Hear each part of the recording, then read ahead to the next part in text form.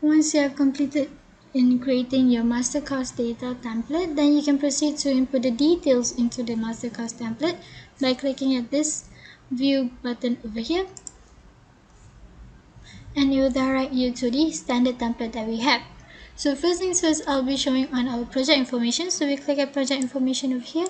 So this is where you'll be filling in all the project informations that the users or project users will actually be required to fill in. So as an example, I'll put in building specifications, press enter. So double click inside, you can fill in the details and the further breakdown. For example, let's say floor tiles, press enter, and then wall tiles, and also for example roof tiles. Right, so all the things that you want to fill in, you just have to press enter, key in and press enter again to save.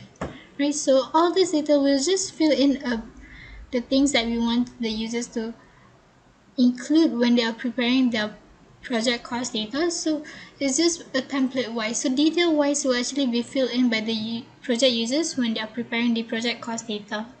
Right, so next we go to project particulars. Right, so project particulars, we actually have quite a few types of columns over here. We have description, unit, display and summary, display and project rates, analysis summary, summary descriptions, display comparison, and components. So from here, you can actually proceed to input the data that we want to include for our project particulars. Right, so as an example, we have, let's say, total GFA. So the unit will be square feet, and then we have total NFA, we put in unit as square feet also, and then we have total units, and the unit is unit, for example. Right, so if you wanted to display in summary, you can take this. If you wanted to display in project rates analysis summary, you can just take this. Most often we are going to use this one. Right, and then we have summary description. You can actually input the summary description, which is the description to be displayed at the project rates analysis summary.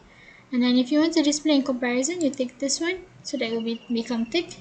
And then components, you can also select if you want to select. Okay, so to show an example, let me open up a sample that we have, which is a completed master cost data template for you to have a look.